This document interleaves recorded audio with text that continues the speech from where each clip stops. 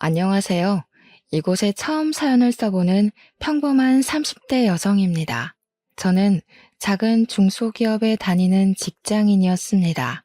그곳에서 5년 넘게 일하고 지금은 작은 카페를 운영 중입니다.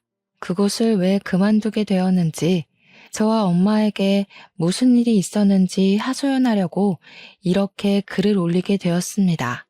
원수는 외나무 다리 위에서 만난다는 일이 있잖아요. 저는 딱 그런 사연을 가지고 있습니다.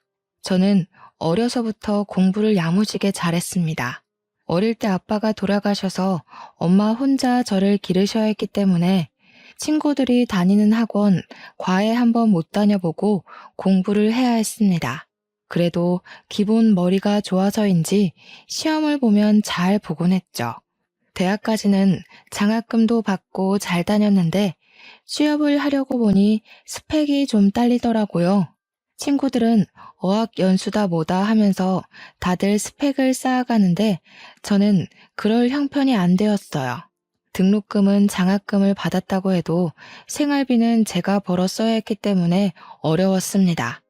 대기업으로 서류를 넣을까 망설이다가 그냥 작은 중소기업에 지원하게 되었죠. 대기업만큼은 아니더라도 복지나 성과급 같은 곳에서는 별로 안 밀리는 곳으로 지원을 했습니다. 제가 일을 시작하니 엄마의 얼굴이 확 피는 게 보이더군요. 저는 참 잘 선택했다 생각을 했습니다. 회사에서도 제 능력을 높이 사서 저는 금방 회사에서 자리를 잡을 수 있었습니다. 작은 회사였기 때문에 사장님 눈에 들어 저를 참 예뻐해 주셨죠. 사장님은 저에게 전반적인 회사 일을 맡기시곤 했어요. 회사 임원들이나 하는 일들을 맡아 하면서 저에 대한 기대가 크다고 허허허 웃으시곤 하셨죠. 저희 사장님은 참 인상이 좋으셨어요. 보통 중년이라고 가지고 있는 똥배도 안 가지실 정도로 자기 관리에 철저하게 관리를 하셨기 때문에 저도 사장님이 참 대단하고 멋진 분이라고 생각했습니다. 나중에 저도 중년이 되면 그렇게 늙어야겠다는 생각을 했으니까요. 자기 개발도 철저하시고 직원들에게도 그런 것을 적극적으로 권하시곤 했어요. 계절마다 사람들을 초청해서 자기 개발 강의를 들려주고 배우고 싶은 사람은 신청만 하면 원하는 공부를 시켜주는 등 정말 지원 복지에도 많은 노력을 기울이시는 분이셨죠. 저희는 작은 회사지만 튼튼한 회사, 깨끗한 회사를 만들자는 그분의 뜻에 따라 열심히 일했습니다. 저희는 내열 소재 불연성 플라스틱을 개발하고 그것을 제품으로 만드는 일을 했는데 요즘 건축 자재의 화재로 많은 사람이 다치고 죽잖아요. 불연성 플라스틱을 건축 자재로 이용하려는 개발을 준비 중이었습니다. 당시에는 국내에는 그런 기술이 많이 부족했기 때문에 대부분 일본에서 수입하고 있었거든요. 미래 시장 가치도 높고 실용만 된다면은 정말 편리하고 가벼우면서 사람들을 안전하게 하는 제품이 될 거라고 많은 기대를 했죠. 그래서 많은 직원은 목표의식과 뚜렷한 의지를 갖추고 회사를 위해 일을 했답니다. 저도 그중 한 명이었고요. 그렇게 열심히 일하는 도중에 사장님께서 자기 아들을 소개해 주겠다고 하시는 겁니다. 당시 저는 아직 집안도 안정되지 못했고 사장님 아들이라니 부담이 되기도 했어요. 아직 만나보지는 못했지만 저와는 일단 결이 다른 사람이라고 생각했거든요. 그런데 우연히 아버지 회사를 찾은 사장 아들이 저를 보고 들이대기 시작했어요. 어머님 심부름으로 물건을 전해주러 왔는데 사장님께서 자리를 비우시면서 저에게 받아놓으라고 했거든요. 사무실 안으로 들어온 그는 처음 보는 저의 얼굴을 유심히 보더니 쇼핑백을 건네주었습니다. 몇 살이에요? 여기서 오래 일했나요? 처음 보는 것 같은데. 왜 그동안 못 봤지? 몇 번인가 왔던 것 같은데 다들 어디 갔어요? 그는 주위를 휙 둘러보더니 저만 있는 것을 확인하고 다시 저에게 고개를 돌렸습니다. 네, 다들 사장님하고 잠시 나갔어요. 저는 사장님께서 아드님이 온다고 물건 좀 받아놓으라고 시키셔서 남아 있었습니다. 여기 일한 지는 3년 정도 되었는데요. 저도 아드님은 처음 뵙네요. 그는 눈썹을 치켜뜨더니 고개를 끄덕이더라고요. 근데 왜 나이는 말 안 해줘요? 제가 물어봤는데. 언제 퇴근해요? 아버지가 일찍 퇴근시켜줘요? 일 많이 시키죠. 음식은 뭐 좋아해요? 소개팅도 자리도 아니고 맞선 자리도 아닌데 그의 질문에 점점 기분이 나빠지더라고요. 저는 그를 향해 눈을 찌푸렸어요. 지금은 근무 시간이라서 길게 답변 못 해드리고요. 저는 모르는 사람에게 함부로 제 나이 공개 안 합니다. 물건 전에 받았으니 이만 돌아가셨으면 좋겠네요. 사무실에 외부인이 오래 머물면 안 되거든요. 이만 나가주세요. 저는 그의 등을 떠밀다시피 하며 밖으로 쫓아내버렸습니다. 무례하고 기분이 나빴어요. 아무리 사장 아들이지만 저를 그렇게 대할 이유는 없잖아요. 퇴근 시간이 되자 저는 가방을 챙겨서 버스를 타고 밖으로 걸어가는데 그가 차에서 내리며 저에게 다가오더라고요. 퇴근하냐는 말에 저는 무시하고 그냥 가던 길을 가고 있는데 그가 다가오면서 말을 걸더라고요. 혹시 아까 저 때문에 기분이 나빴어요? 기분 나쁘라고 한 말은 아니었는데 미안해요.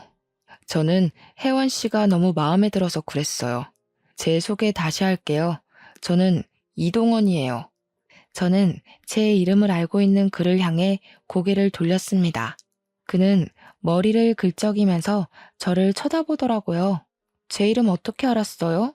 저는 말해드린 적도 없는 것 같은데. 뭐죠? 저한테 왜 이러시는 거죠? 사실 오늘 아버지가 혜원 씨랑 저랑 엮어주려고 일부러 시킨 일이에요. 저는 사실 몇 번 멀리서 혜원 씨를 봤거든요. 아버지가 말 꺼낼 때 옳다코나 하고 받아들였죠. 그런데 혜원 씨가 저를 만나보기도 싫다고 해서 제 얼굴 보여줄 방법을 생각하다 보니까 이렇게 되었네요. 저는 정말 당신이 마음에 들어요. 저랑 결혼하면 이제 생활비 걱정 없이 살 수 있고 하고 싶은 공부도 더 하실 수도 있고 또 저는 그의 말을 듣다가 그냥 휙 돌아서 가버렸습니다. 처음 보는 자리에 돈 자랑이나 하는 남자를 어떻게 믿고 만나겠어요? 그가 사장님 아들이라서 돈이 아주 많은 건 알겠지만 그런 마인드를 가진 사람이랑은 연애도 말도 섞기 싫었습니다. 그는 저를 따라오면서 다시 말을 걸기 시작했어요. 왜 대답 없이 그냥 가세요? 제 말에 대답해 주세요. 우리 만나요. 저는 당신 마음에 들어요. 저 정말 괜찮은데? 이래 보여도 공부도 잘해서 유학도 다녀왔고 취미도 저는 그를 노려보았어요. 사람 많이 안 사귀어봤죠. 특히 여자 많이 안 만나봤죠? 만나도 그런 부류랑만 만나보셨으려나? 돈 좋아하고 물건 좋아하고 오빠 좋아? 그런 쪽? 그럼 그런 여자들을 만나세요. 저는 그쪽 타입 싫어해요. 그 돈이 당신 돈인가요? 당신 능력으로 벌어서 그렇게 좋은 차, 좋은 옷, 좋은 학교 다녔어요? 시집 오면 뭘 어째요? 제가 이미 당신이랑 사귀고 결혼한다는 전제로 말하는데 그 말에 저의 의견은 하나도 없던데요. 그는 입을 움찔거리더니 두 눈을 빠르게 굴리더라고요. 맞아요. 저 여자 많이 안 사귀어 봤고요. 저도 그런 쪽 여자도 싫어해요. 정말 혜원 씨가 마음에 들어서 가벼운 마음으로 하는 이야기가 아니란 걸 말하려고 결혼 이야기 꺼낸 거고요. 똑똑하다는 거 알아서 더 공부하고 싶을 것 같아서 그렇게 말한 겁니다. 사실 저도 내세울 게 없는 사람이라 제가 저를 소개하는 게 서툴러요. 사실대로 말하니까 이제야 좀 대화가 통하는 것 같네요. 솔직하니까 얼마나 좋아요? 저도 당신 하는 말 덜 부담스럽고요. 다음에는 사람들 만날 때 그렇게 막 이어붙이지 말아요. 불쾌해요. 죄송해요. 저는 혜원 씨랑 그냥 차 한 잔 마시면서 서로 이야기하면 좋을 것 같다고 생각했어요. 가벼운 자리도 거부하고 이렇게 힝하니 가버리시니까 제가 마음이 너무 급했어요. 용서해 주실 거죠? 그렇게 말하며 씩 웃는데 정말 이 남자 보통은 아니다 싶더라고요. 그렇게 말하면서도 여유 있는 게 어릴 때부터 다 가져서 그런 것인지 아니면 태생이 이렇게 낙천적인지 아등바등 살아온 저랑은 다른 무언가가 그에게는 느껴졌어요. 자신만만하고 모든 것을 자신 뜻대로 이루겠다는 기백도 느껴지는 게 그에게 호감이 가기 시작했어요. 저는 그를 보면서 고개를 빳빳이 들었어요. 왠지 그를 보면서 기죽기 싫었나 봐요. 하나, 회사로 찾아오지 말 것. 둘, 만남은 주말에만. 셋, 딱 3번만 밥 먹어보고 당신을 만날지 안 만날지 판단해 보겠습니다. 그의 입이 좌우로 벌어지는 게 보였어요. 가지런한 일을 드러내며 그가 핸드폰을 흔들더라고요. 자기는 이미 번호가 있으니 먼저 연락을 하겠다는 겁니다. 참 미워할 수 없는 사람 같았어요. 이렇게 적극적인 사람을 만나기도 어렵겠다 생각하고 있었죠. 그는 정말 주말에 저를 데리러 집 앞으로 왔더군요. 좋기 40년은 더 된 아파트에 수입 흰색 세단에 선글라스를 쓰고 손을 흔드는 그를 보고 참 이 사람은 사람에 대한 편견이 없다는 걸 알게 되었어요. 그는 아버지 회사가 아닌 다른 금융 쪽 회사에 다니고 있었어요. 미국 대학에서도 금융 쪽을 전공해서 아버지 회사 쪽으로는 관심을 안 두고 있다고 하더군요. 그는 정말 차분하면서도 스위트하고 자신 있는 태로 저를 대했어요. 언제나 깊게 고민하지 않는 태도로 무엇이든 했지만 그 결정에 확신이 있다는 느낌을 받았습니다. 여유 있고 위트 있는 그의 모습은 확실히 저에게는 없는 것을 가지고 있다는 것을 알게 해주더군요. 저에게 없는 그런 매력에 그에게 끌렸을까요? 저는 3번만 밥 먹고 정한다고 했지만 주말마다 꼬박꼬박 찾아오는 그를 계속 만나고 있었습니다. 그렇게 1년 정도 그를 만나고 있을 때 사장님은 정말 저를 며느리감으로 생각하셨는지 회사에서도 부르는 호칭이 누구누구 씨에서 혜원아 또는 아가라고 바꿔 부르시기 시작했어요. 회사 사람들도 제가 사장 아들을 만나고 있다는 것을 모르는 사람이 없을 정도였으니 그런가 보다 하려고 해도 저는 왠지 그 사람과의 미래가 머릿속에서 그려지지 않았습니다. 자란 환경이 달라서 그런 것인지 아니면 제가 너무 현실적인 사람이라서 그런 것인지 알 수가 없었어요. 그도 그게 느꼈는지 저에게 더욱 잘하려고 하는 게 느껴졌죠. 먹는 것도 둘이 데이트하는 장소도 꼭 저의 의견을 물어보고 정했습니다. 저에게 최선을 다했지만 결혼 이야기만 나오면 저는 그 상황을 회피했습니다. 우리 벌써 1년이나 만났는데 결혼은 언제 할 거야? 나 당신이랑 한 집에서 살고 싶은데 당신 닮은 딸 하나, 나 닮은 아들 하나 어때? 우리 이제 그만 결혼할까? 그의 말에 저는 말을 하지 못했습니다. 확신이 서지 않는 결혼을 선뜻 받아들일 용기란 없었거든요. 결혼은 조금 더 있다가 생각하자. 우리 겨우 1년 만났어. 그것도 주말에만. 그렇게 생각하면 별로 얼굴 본 것 같지도 않고 또 아직 엄마 혼자 계시는 것도 걱정도 되고 난 아직 하고 싶은 것도 많은데 결혼하면 못하게 되니까. 그의 얼굴을 보자 실망한 표정을 감추지 못하고 입술을 깨물더라고요.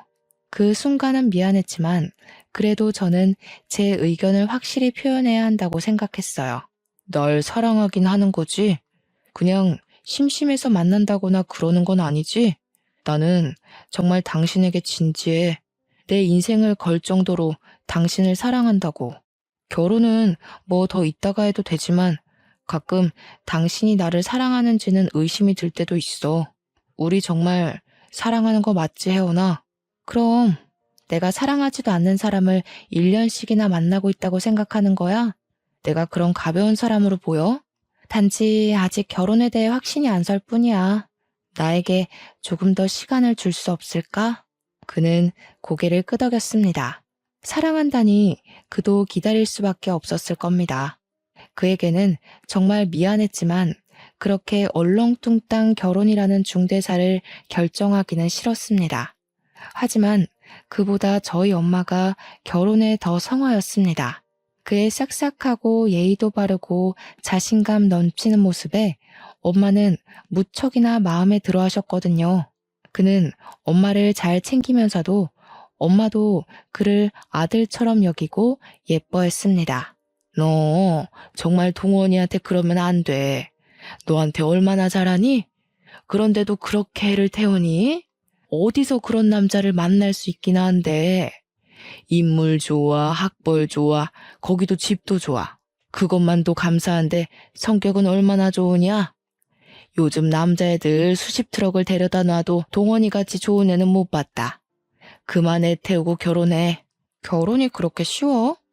인생을 거는 모험이야. 잘못하다가 엎어져서 판 깨지면 흠집 나는 건 나라고.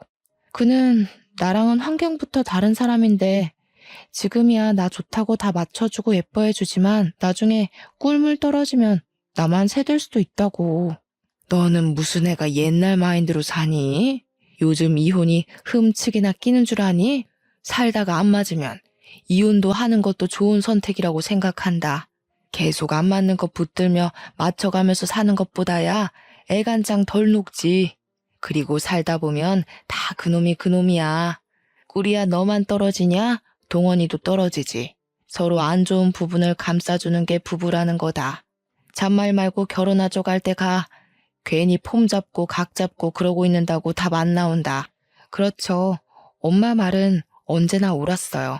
저보단 몇십 년을 더 산 엄마의 눈에 완벽한 사람이 그러면 저도 한 수 물러서야 한다고 생각했습니다. 제가 보기에도 그는 놓치기 아까운 사람인 것에 분명하기도 했고 자란 환경이 달라서 그런 것은 제가 노력을 하면 된다고 생각했습니다. 주말에 그를 만나면 저는 결혼을 하자고 말할 생각이었습니다. 그는 커피를 마시다가 결혼을 하자는 말을 듣고서는 커피잔을 테이블 위에 엎질렀습니다. 제가 가방에서 휴지를 뽑아서 지금 뭐 하는 거야? 커피 흘린 거 안 보여? 안 차가워? 동원 씨, 바지가 다 젖었어.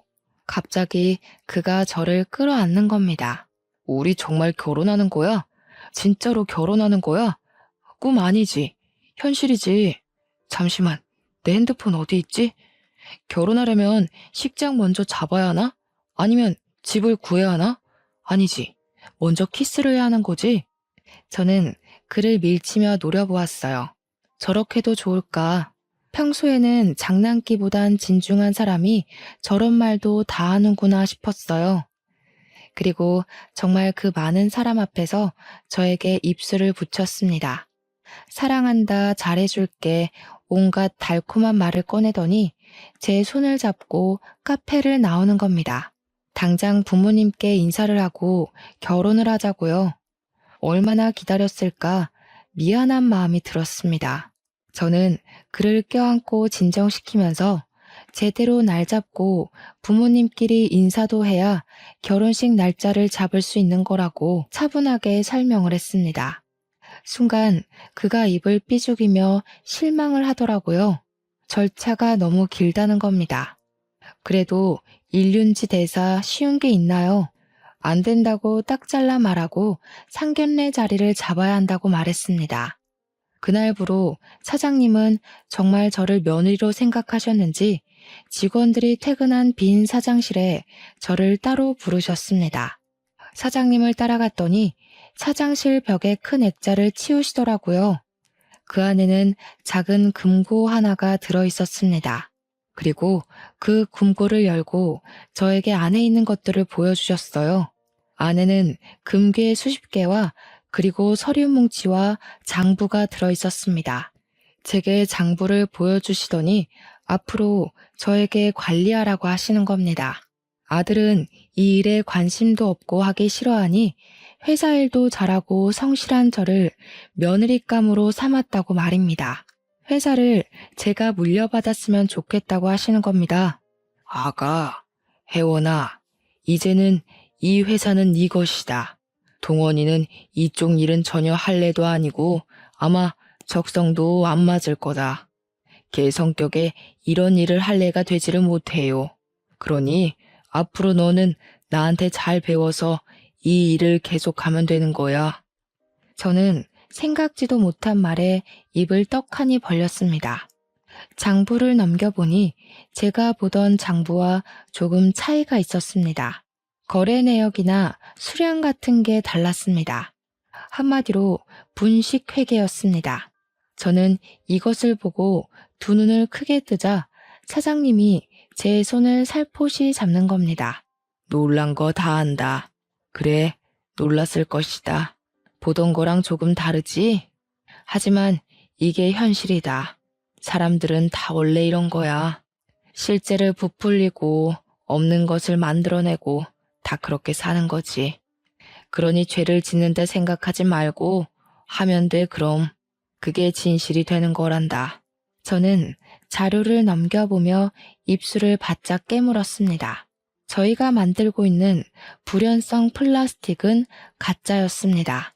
실험을 조작하고 그럴듯하게 보이게 하고 재료를 수입해와서 사용하는 겉으로만 번지르르한 가짜.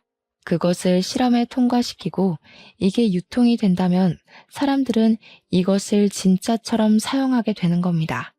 하지만 바로 내색은 하지 못하고 그대로 다시 장부를 안으로 밀어 넣었습니다. 이제 너에게 나의 비밀을 말하는 것은 네가 우리의 식구가 됐기 때문이다. 그리고 정말 내 뒤를 이을 아이라는 것을 알기 때문이야. 내가 세우고 지켜온 회사를 너와 함께 할 수 있다니 기쁘구나. 저는 아무 말 못하고 고개만 끄덕이다가 사장실을 빠져나왔습니다. 그동안 사람들을 이롭게 하는 일을 한다고 생각했는데 저는 많은 사람을 속이는 회사에서 일하고 있었던 거죠. 참을 수 없는 회의감이 밀려 들어오면서 저것을 세상에 말을 해야 하는지 아니면 사랑하는 사람을 지켜야 하는지 갈피를 못 잡게 되었습니다. 사람들을 생각하면 공개하는 게 맞았겠지만 그 사람들을 생각하면 덮는 게 맞았으니까요. 그래도 그는 저와 인생을 걸겠다고 맹세했고 저 또한 그를 내 사람으로 받아들였으니 그에게는 말을 해야겠다고 생각했습니다. 역시 그랬구나. 조금은 이상하다 싶었어. 아버지가 하는 일에 살짝 의심이 전부터 들기는 했거든. 아직까지 국내 기술로 그걸 만들기는 힘드니까. 그 기술적으로 일본이 최고이기도 한데 그것을 뛰어넘는 연구 성과를 냈다고 말했었으니까. 눈치를 채고 있었던 거야? 그럼 왜 이제껏 말을 안 한 거야? 아버님께 그러면 안 된다고, 많은 사람이 다친다고 말 한마디 할 수 있는 거 아니야? 난 의심만 할 뿐 확증을 가진 게 없잖아. 그쪽에 대해 잘 알지도 못하고 내가 아는 건 기술력 가지고 금융의 흐름을 보는 것뿐인데 뭘 가지고 말해? 아버지가 나에게 회사 일에 대해서는 잘 말씀도 안 하셔. 그럼 어떻게 하지? 난 정말 내가 그런 사기를 치고 있을 거라고 생각하지도 못했어. 많은 사람들 이롭게 하는 기술을 내가 회사에서 일한다고 생각했는데 그게 모두 거짓말이었다니. 당신 생각하면 묻어야 하는데 내 양심이 그걸 허락을 못하겠고. 완전 가짜는 아닌 거잖아. 어느 정도 진척은 있었고 내연성 기술 미달이긴 하지만 기존보다는 확실히 많이 개선됐으니까. 하지만 일본보다 기술이 떨어질 뿐이니까. 그리고 당신이 그런 마인드로 회사를 물려받고 그때는 정말 그 기술을 만들고 그것이 현실이 되도록 운영하면 되지 않을까? 아버지랑 다르게 회사를 운영하면 되잖아. 그의 말에 저는 입술을 꽉 씹었습니다. 그의 말대로 정말 없는 기술은 아니었고 기준 미달의 기술. 저는 이도저도 못한 상태가 되었습니다. 꿈을 키운 회사를 배신하는 건 쉬운 일이 아니니까요. 그것도 사랑하는 사람의 아버지 회사였습니다. 그러는 사이 우리의 결혼 준비는 착착 진행되고 있었습니다. 상견례를 위해 레스토랑을 잡고 당일이 되어 엄마를 모시고 그곳으로 향하고 있었을 때였습니다. 그에게 갑자기 전화가 오더라고요. 회사에 일이 생겨서 급하게 지방을 다녀와야 한다고요. 일단 저에게 먼저 가서 상견례를 진행하라는 거였습니다. 어차피 저희는 양쪽 부모님을 알고 있었고 부모님들끼리 보는 자리였으니 저는 알겠다고 하고 레스토랑으로 향했습니다. 그런데 그날따라 주차장에 자리가 없는 겁니다. 몇 바퀴를 돌고 나서야 저는 약속 시간이 촉박해지니 엄마 먼저 내려드렸어요. 사장님 내외를 기다리게 할 수는 없잖아요. 엄마를 내려드리고 한 바퀴를 돌고 오니 다행히 자리가 있더라고요. 저는 바로 그곳에 차를 주차하고 위로 올라갔습니다. 그런데 위에서 큰 고성이 울리는 겁니다. 그 소리는 딱 들으니 엄마와 사장님의 목소리였습니다. 저는 놀래서 달려가다가 계단 옆으로 숨었습니다. 왜 그렇게 숨었는지 저도 잘 모르겠어요. 그냥 그 상황이 두 분이 얼굴을 붉히는 그 기시감이 저를 숨게 만든 것 같아요. 숨어 있으면서도 목이 바짝 타들어가더라고요. 뭔가 일이 있다, 큰 일이 있다는 걸 직감적으로 알고 촬영을 해야 한다는 생각이 번뜩 들었습니다. 그렇게 빼꼼히 핸드폰 렌즈만 내놓고 두 분의 이야기를 들었습니다. 당신 뭐야? 뭔데 여기 있는 거야? 그동안 그렇게 잘 살았어? 아주 신수가 훤한 게 죄 지은 것은 홀라당 다 까먹었나 보네. 어떻게 그렇게 사진 멀쩡하게 살아있을 수가 있는 거지? 엄마의 얼굴은 잔뜩 일그러져 있고 시뻘개져 있었습니다. 엄마를 보는 사장님의 표정은 벌레를 쳐다보는 듯 찡그리고 있었죠. 뭐라고? 지금 뭐라고 말하는 거야? 내가 무슨 죄가 있다고 숨어 살아야 하는 거지? 난 아주 당당해. 하늘 아래 부끄러운 게 없는 게 나라는 사람이야. 어디 가서 그 주둥이 함부로 놀리지 말고 살아. 그러다가 큰 곤욕이라도 치르면 어떻게 하려고 그래? 경배기처럼. 경배기는 저희 아빠의 이름이었습니다. 그렇다면 사장님은 저희 아빠를 알고 있었다는 거였습니다. 저희 아빠는 제가 3살 때 돌아가셨기 때문에 기억도 잘 나지 않았습니다. 그런데 사장님 입에서 그 이름이 나오자 저는 온몸에 소름이 돋아올랐어요. 직감적으로 두 분이 무슨 일이 있다는 것을 알게 되었어요. 엄마는 사장님의 멱살을 잡고 흔들었습니다. 뭐야? 어디서 그 이름을 함부로 입에 올려? 당신 같은 버러지한테 함부로 불릴 이름 아니야. 당신이 그때 그 사람 연고만 빼돌리지 않았으면 그 사람이 그렇게 허망하게 갔겠어? 인두껍을 쓰고 어떻게 그럴 수가 있는 거야? 하늘 부끄러운 게 없어? 내가 알아. 당신이 저지른 그 도둑질 내가 안다고. 사장님은 자신의 멱살에서 엄마의 손을 떼어내셨습니다. 어디서 누가 그러대? 증거가 없으면 정말 범죄라고. 증거 있어? 증거 있냐고. 그 연구가 누구 손에서 어떻게 개발되었는지 증명이나 할 수 있으면 그때 해. 누가 그렇게 사람 쉽게 믿고 자신의 업적을 보여주래? 이미 30년 가까이 지난 일이야. 증거도 물증도 없으면서 사람을 이렇게 몰아가면 명예훼손으로 고소당해요. 알겠어? 남은 자식이라도 잘 간수해야지. 딸 지혜 잘 지내고 있지?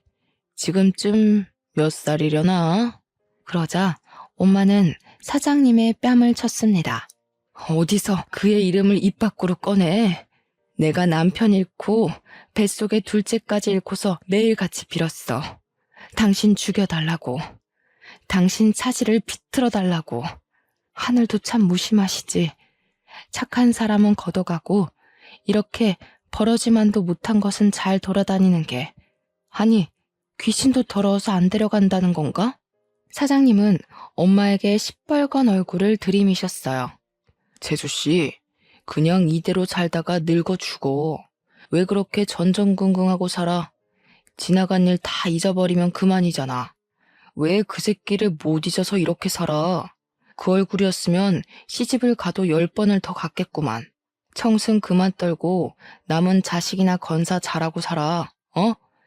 계속 그 일 입에 담으면 내가 당신도 딸도 어떻게 할지 몰라서 그래.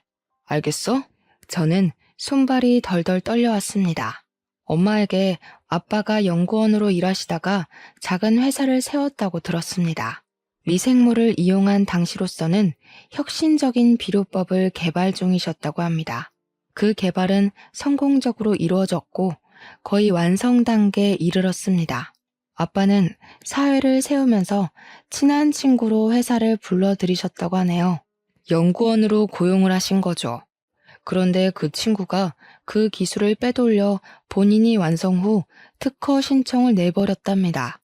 아빠는 그대로 모든 기술을 빼앗겨버리고 그 충격으로 뇌출혈로 쓰러지시고 손 쓸 틈도 없이 사망하셨고 하셨어요. 당시 엄마의 뱃속에는 저의 동생이 있었는데 아빠가 돌아가신 충격 때문인지 9달이나 된 동생을 사산을 하셔야 했습니다. 저의 이름은 원래 지혜였습니다. 할머니께서 아버지가 돌아가시고 동생마저 잃어버리자 저에 대한 액막이라고 하시면서 회원으로 개명을 시켜주셨죠. 모든 것을 촬영하고 저는 다시 조용히 밖으로 빠져나갔어요. 도저히 그 안으로 들어갈 수가 없었어요. 아빠가 죽인 사람이 제가 사랑하는 사람의 아버지라는 사실을 어떻게 이해해야 하는 걸까요? 차로 돌아와 차를 살짝 벽에 받았습니다. 그리고 엄마에게 전화를 걸었습니다. 손이 벌벌 떨렸지만 꾹 참고 말을 이어놨어요. 정말 힘든 일이었죠. 엄마 어쩌지? 나 아직도 운전이 너무 미숙한가 봐. 주차하다가 벽에 실수로 박아버렸어. 보험회사 불러야겠는데 아무래도 오늘 상견례는 다음에 미뤄야 할 것 같아. 내가 동원 씨한테 전화할게. 그냥 밖으로 나올래? 엄마는 제 말에 깊은 숨을 내쉬더라고요. 우셨는지 목소리도 가늘게 떨고 계셨습니다. 어머, 너는 괜찮은 거야? 어쩌다가 그랬어? 아유, 너만 무사하면 된다. 사람이 중요하지 차가 중요하겠니? 그래, 자식들이 없는데 어른들끼리 앉아서 뭐 하겠니? 다음에 좋은 날, 운수 좋은 날 잡자. 오늘은 아무래도 날이 아닌가 봐. 좋은 날 보자. 순간 울컥했습니다. 심장이 쪼그라들더라고요. 제가 그를 사랑하지 않았으면 엄마는 그런 비극을 다시 떠올리지 않아도 되지 않았을까? 내가 그 회사를 가지 않았으면 우리는 만나지 않고 살 수 있었을까 하는 생각 말입니다. 엄마가 나오자 엄마를 태우고 집으로 모셔다 드렸습니다. 그리고 회사로 향했습니다. 엄마의 말이 사실이든 아니든 중요한 건 사람은 세월로도 변하지 않는다는 거겠죠. 천사의 탈을 쓴 악마를 저는 고발하기로 했습니다. 아무도 없는 빈 사장실로 들어가 액자를 내려 비밀 금고의 문을 열고 안의 서류들을 핸드폰으로 찍었습니다. 막 사진을 다 찍었을 때 그에게 전화가 오더군요. 혜원아, 어떻게 된 거야? 어머님 상견례 자리 안 나오셨다는데 혹시 무슨 일이라도 있는 거야? 무슨 일인데 연락도 없이 자리에 안 나온 거야? 저는 그의 목소리를 들으며 흐르는 눈물을 닦고 금고의 문을 닫고 액자를 걸어두었습니다. 동원 씨, 언제 와? 나 지금 동원 씨 좀 보고 싶은데. 나 당신한테 중요한 할 이야기가 있어. 우리 두 사람의 미래에 대해서 진지하게 다시 생각을 해봐야 할 것 같은데. 언제쯤 도착해? 그는 순간 꿀먹은 벙어리가 되어버린 듯 아무 말을 못하고 있었어요. 그도 놀랐겠죠. 뜬금없는 제 이야기에 한참을 말을 못하다가 겨우 말을 꺼내더군요. 지금 어디야? 내가 바로 갈게. 일단 만나자. 무슨 말인지 만나서 이야기를 해보자. 별로 안 걸려. 나한테 3시간만, 아니다. 2시간 안으로 너 있는 곳으로 갈게. 어디서 만날래? 너희 집으로 갈까? 저는 자주 보는 집 앞 카페에서 기다리겠다고 했습니다. 그는 제가 카페에 들어간 지 정확히 2시간 만에 도착했습니다. 얼마나 급하게 왔는지 얼굴이 잔뜩 붉어진 채로 안으로 뛰어 들어오더라고요. 그는 자리에 앉지도 않고 저의 얼굴을 뚫어져라 바라보았습니다. 뭐야? 울었어? 얼굴이 왜 그 모양이야? 무슨 일이라도 있었어? 혜원아, 말 좀 해봐. 우리 헤어지자, 동원 씨. 우리는 더는 인연이 아닌 것 같아. 난 당신을 사랑하지 않아질 거야. 다시 생각해보니까 당신 숨 쉬는 것도 싫어질 거야. 당신이 밥을 먹는 것도 싫어질 거야. 그렇게 싫어하면서 증오하게 되겠지. 그러다가 우리는 결국 서로 다른 길을 걸을 테고. 지금 무슨 말을 하는 거야? 제대로 알아먹게 말을 해야 알아먹지. 사랑하지 않아질 거는 아직 사랑한다는 거 아니야? 그런데 왜 헤어지자고 말하는 거야? 왜 해보지도 않고 헤어짐을 말하는 건데? 당신 아버지가 우리 아버지를 죽였대. 당신 아버지가 우리 동생을 죽였대. 그런데 어떻게 내가 당신을 사랑할 수가 있겠어? 내가 어떻게 당신을 계속 만나서 밥을 먹고 차를 먹고 숨을 쉬지? 알아먹게 말을 해. 뜬구름 잡듯이 그렇게 두리뭉실 말을 하면 내가 못 알아먹잖아. 우리 아버지가 누구를 죽여? 혜원아, 우리 아버지 그렇게 나쁜 분 아니야. 네가 잘못 알았겠지. 도대체 어디서 무슨 말을 듣고 와서 이러는 건데? 그리고 낮에 찍었던 핸드폰 동영상을 들어 그에게 내밀었습니다. 그는 그것을 보고 손을 덜덜 떨더군요. 자신 아버지의 민낯을 보고 그도 적지 않게 충격을 받았나 봅니다. 깊은 숨을 내쉬며 손을 움켜잡는 그를 보며 저는 예전에 아버지가 돌아가신 일에 대해 추가 설명을 했습니다. 그는 이제 거의 울 듯한 표정을 짓더라고요. 새파랗게 질려있는 그를 향해 저는 이별을 고했습니다. 잘 봤어? 우리가 함께 할 수 없는 이유에 대해서 말이야. 나도 처음에 당신 아버지가 우리 아빠를 죽게 만들었다는 말을 믿을 수가 없었어. 난 이 길로 경찰서에 갈 거야. 그리고 그걸 보여주고 우리 아빠가 어떻게 죽었는지 밝혀내야겠어. 나 이대로는 숨을 못 쉴 것 같아. 숨이 안 쉬어져. 동원 씨를 사랑하는 마음은 진심이니까 미리 말하는 거야. 당신은 미리 알아야 할 것 같아서. 저는 고개를 숙이고 눈물을 떨구었어요. 그리고 그의 손에 든 핸드폰을 빼앗아 손에 쥐고 바로 일어섰죠. 그때 그의 손이 저를 붙잡았습니다. 같이 가자. 내가 할게. 당신 말고 내가 신고할게. 이게 진짜라면 벌을 받아야 하는 게 맞는 것 같아. 그게 옳은 것 같아. 같이 가자, 혜원아. 저는 그를 쳐다보았어요.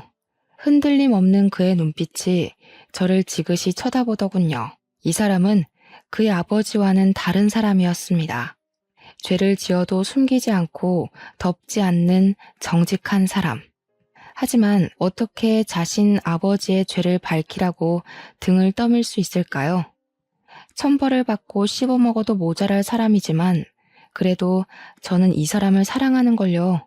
그의 손에서 손을 비틀어 빼냈습니다. 아니야. 어떻게 그렇게 해. 난 못해, 동원 씨. 당신한테 그렇게 하고 싶지 않아. 나에게는 원수지만 당신한테는 하나밖에 없는 아버지잖아. 자식이 부모한테 그러면 안 되는 거잖아. 내가 해. 그러니까 동원 씨는 빠져. 아버지라도 죄를 지었으면 벌을 받는 게 맞아. 이렇게 내가 손 놓고 있다면 나도 얼굴을 못 들고 다니지. 괜찮아. 그건 내가 감당할 내 업보인 거야. 가자. 같이 가는 게 맞는 것 같아. 그의 손에 이끌려 저는 카페를 나오며 분식 회계도 터트릴 거라고 소리쳤습니다. 그가 뒤를 돌아보며 깊은 한숨을 내쉬며 옅은 미소를 짓더군요. 그의 대답은 죄를 지었으면 벌을 받아야지였습니다. 경찰서로 운전을 하며 그는 저에게 말을 하더군요. 예전 같으면 말이야. 이런 건 그냥 흔한 일이라고 생각했을지도 모르겠어. 그냥 사람들은 다 숨기고 감추고 사니까. 그런데 당신을 만나고 그러면 안 되겠다 생각이 들더라. 뭐든지 당당하게 솔직하게 그게 너무 멋져 보였어. 나는 항상 남에게 주어진 걸 받고 살아서 자신감 있는 척 했는데 당신은 항상 그냥 당당하더라고. 그게 진짜 당당한 건데. 부끄럼 없이 숨김 없이 나도 그렇게 살고 싶어, 혜원아. 저는 그에게 아무 말도 하지 않았습니다. 아마 저희는 서로 가지지 못한 것에 끌려 이 자리까지 왔을지도 모르겠다는 생각이 들더군요. 그는 스스로 제 핸드폰을 빼앗아 경찰에 제출했습니다. 저는 옆에서 그 모습을 지켜만 보았습니다. 아버지 목에 칼을 꽂는 모습을 그저 덩그러니 지켜봤어요. 다음날 회사에서 일하고 있는데 검찰들이 상자를 들고 우르르 몰려왔습니다. 이정만 씨, 당신의 회사에 분식 회계가 있다는 정황이 포착되었다는 신고가 들어왔습니다. 연구 성과도 비리에 포함되었더군요. 당신을 긴급 소환하고 증거를 압수하겠습니다. 하나도 빼놓지 말고 다 담아. 아, 저 액자 띄워봐. 뭐 하는 거야? 분식회계라니. 안 돼. 거기는 안 돼. 손대지 마. 누구야? 대체 누가 신고를 한 거야? 누구야? 누가 나를? 사장의 눈이 순간 저와 마주치자 울긋불긋해지면서 저에게 다가오시더군요. 저의 어깨를 잡고 흔드는 게 아니겠어요? 설마 아가, 혜원이 너는 아니지? 너는 내 식구잖아. 이 회사를 내가 너에게 준다고 했는데 네가 이 회사를 망치는 건 하지 않았을 거 아니야. 그렇지? 말린 말 안 해? 말하라고. 제가 그랬어요, 아버지. 혜원이가 넌지시 말을 하는데 제가 그냥 있을 수가 없더라고요. 비리에 쌓인 아버지 회사를 보세요. 정말 이 회사를 사랑하신 거 맞아요? 이렇게 쓰레기 냄새가 진동하는 데서 회사 운영을 하시려고요? 제발 부끄럽지 않게 살아요, 아버지. 뭐라고? 동원이 네가 나를 신고했다는 말이냐? 말도 안 돼. 어떻게 자식이 아버지한테 이런 짓을 할 수 있는 거냐? 그게 자식이 할 짓이야? 쓰레기 냄새가 진동해. 그렇게 안 하는 사람 있으면 나와봐라. 그래, 다 그렇게 사는 거야. 이 세상에 깨끗한 놈 있으면 나와보라고 하라고. 저희 아버지요. 유자, 경자, 백자. 저희 아버지는 참 깨끗하게 살아오셨죠. 친구한테 배신당하기 전까지는요. 제가 할 수 있는 복수는 이게 한계라는 게 참 아쉬워요. 당신 손에 두 사람이 목숨을 잃었는데 그 죄값으로 감옥이라니. 너무 불공평하네요. 사장님의 두 눈이 동그래지더라고요. 저를 보며 손가락을 들어 올려 삿대질을 하시더군요. 경백이 딸은 지혜인데 이제 보니 닮았구나. 경백이랑 눈매며 그 대쪽 같은 성격이며 내가 그 녀석을 못 알아볼 리가 없는데. 사장님은 넋이 나간 상태로 목덜미를 붙잡더니 주저앉았습니다. 그리고 검찰들에게 양손이 붙잡힌 채로 밖으로 나갔습니다. 저는 서러움이 한꺼번에 몰려와 주저앉아 울음을 터뜨렸습니다. 그가 저의 어깨를 두들기며 다독이더군요.